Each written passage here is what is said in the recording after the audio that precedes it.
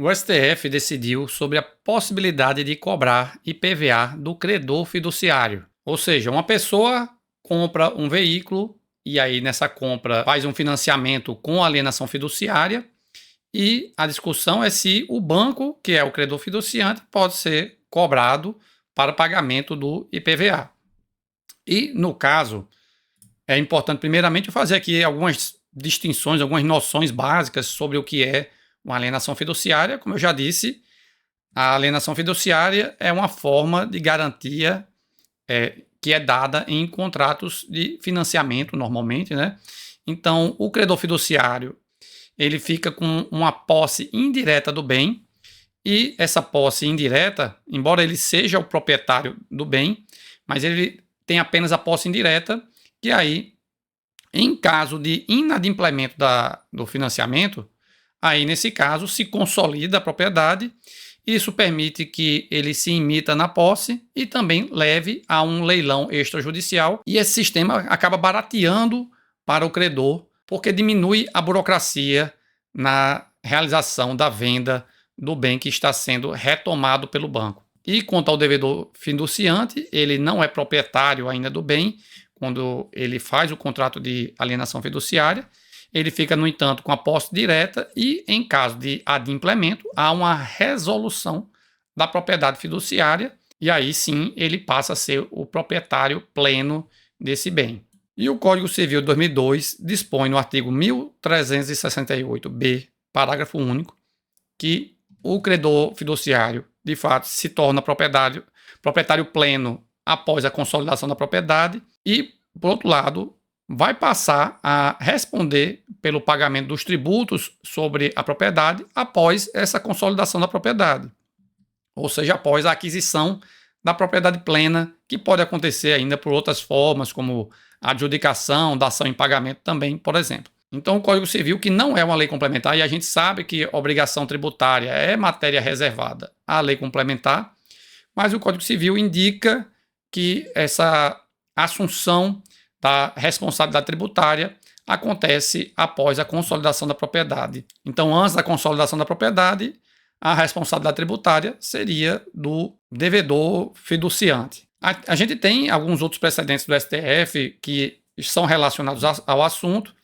Na ADI 4.612, o STF disse que norma infraconstitucional pode ampliar o conceito de propriedade, ou seja, é possível que norma estadual inclua domínio útil ou posse como fato gerador para o IPVA, tá certo? Então não precisa ser necessariamente a propriedade plena.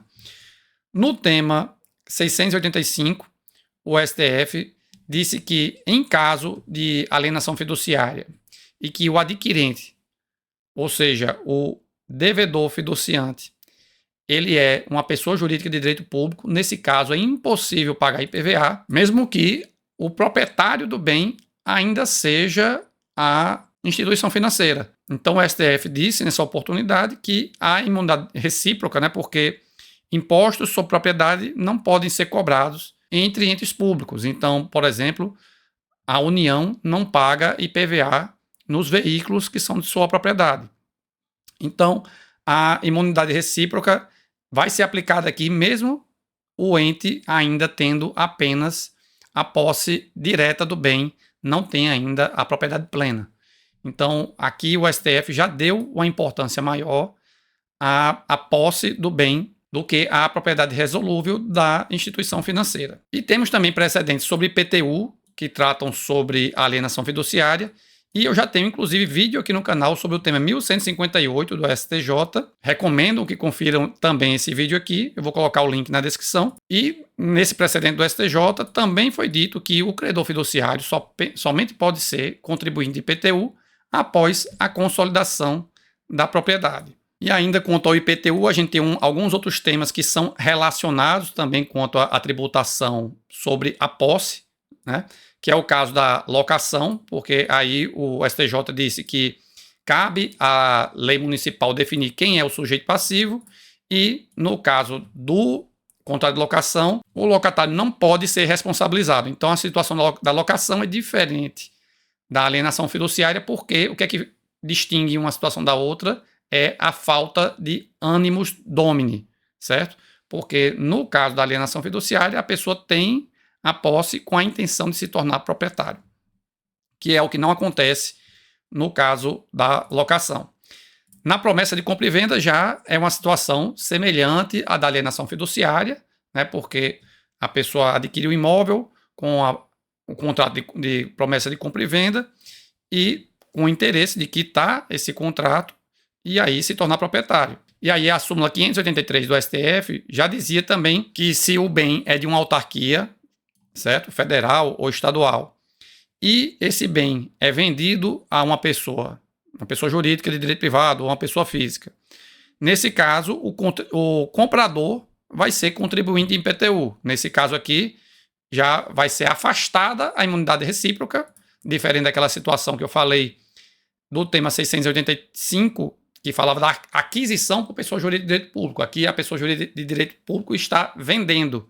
Se ela está vendendo a posse que está com uma pessoa jurídica de direito privado ou uma pessoa física, ou seja, não é um ente público, então aqui se afasta a imunidade recíproca.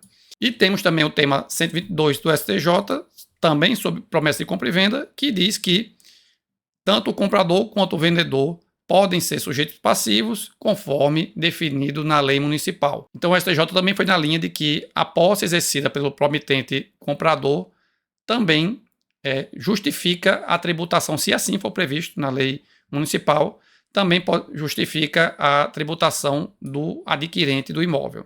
Então, diante de todo esse cenário, o STF agora, ao decidir o tema 1153, disse que o credor fiduciário somente pode ser contribuinte de IPVA após a consolidação da propriedade. E para ele decidir isso, considerou também uma análise econômica do direito, porque se fosse repassado esse custo do IPVA para os financiamentos, isso ia aumentar muito o custo do crédito.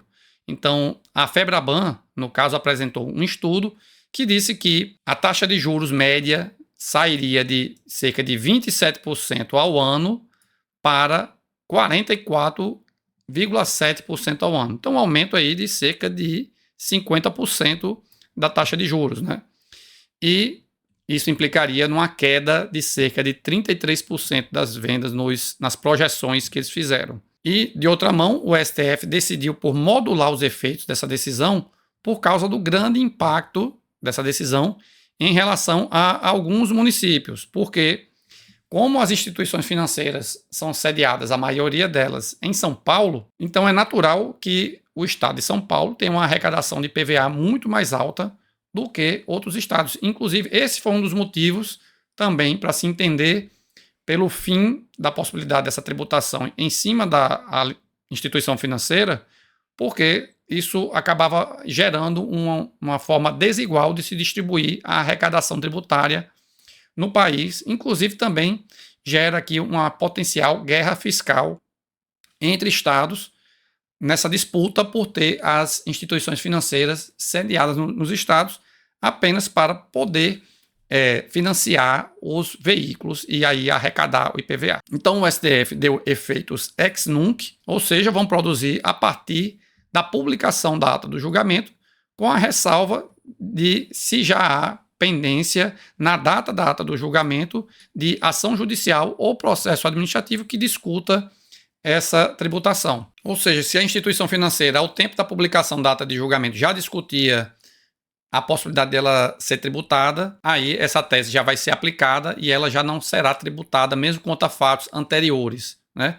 Se não havia uma ação em tramitação ou uma discussão administrativa sobre o assunto, aí apenas quanto aos fatos geradores posteriores à publicação, que terão afastamento da responsabilidade tributária das instituições financeiras, ou seja, dos credores fiduciários. E antes de encerrar, é importante a gente ler aqui a tese, que ficou nos seguintes termos: é inconstitucional a eleição do credor fiduciário como contribuinte ou responsável tributário do IPVA incidente sobre veículo alienado fiduciariamente, ressalvada a hipótese da consolidação de sua propriedade plena sobre o bem. Então foi naquela linha que a gente já vinha vendo de que apenas após a consolidação da propriedade, que o credor fiduciário adquire a propriedade plena e aí também passa a responder pelos tributos incidentes sobre o bem. E se você gostou desse conteúdo, lembre-se de clicar no botão de curtir e de ativar as notificações para ser avisado de novos vídeos aqui no canal.